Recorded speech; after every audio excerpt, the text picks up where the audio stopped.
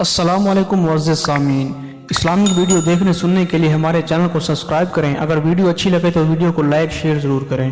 حضرت امام حسن رضی اللہ عنہ کی خدمت میں ایک شخص حاضر ہوئے اور اپنی حاجت پیش کر کے کچھ مدد چاہی اور سوال کیا۔ آپ نے فرمایا، تیرے سوال کی وجہ سے جو مجھ پر حق قائم ہو گیا ہے وہ میری نگاہ میں بہت اونچا ہے، اور تیری جو مدد مجھے کرنا چاہیے وہ میرے نزدیک بہت زیادہ مقدار ہے، اور میری مالی حالت اس مقدار کے پیش کرنے سے عاجز ہے جو تیری شان کے مناسب ہو، اور اللہ کے راستے میں تو آدمی جتنا بھی زیادہ سے زیادہ خرچ کرے وہ کم ہی ہے، لیکن میں کیا کروں، میرے پاس اتنی مقدار نہیں ہے جو تیرے سوال کے شکر کے مناسب ہو۔ اگر تو اس کے لیے تیار ہو کہ جو میرے پاس موجود ہے اس کو تو خوشی سے قبول کر لے، اور مجھے اس پر مجبور نہ کرے کہ میں اس مقدار کو کہیں سے حاصل کروں جو تیرے مرتبے کے مناسب ہو، اور تیرا جو حق مجھ پر واجب ہو گیا ہے اس کو پورا کر سکے تو میں باخوشی حاضر ہوں۔ اس سائل نے کہا، اے رسول اللہ صلی اللہ علیہ وسلم کے بیٹے، میں جو کچھ آپ دیں گے اسی کو قبول کر لوں گا اور اس پر شکر گزار رہوں گا، اور اس سے زیادہ نہ کرنے میں آپ کو معذور سمجھوں گا۔ اس پر حضرت حسن رضی اللہ عنہ نے اپنے خزانچی سے فرمایا کہ ان 3 لاکھ درہموں میں سے جو تمہارے پاس رکھوائے تھے جو بچے ہوں لے آؤ۔ وہ 50,000 درہم لے آئے کہ اس کے علاوہ سب خرچ کر چکے تھے۔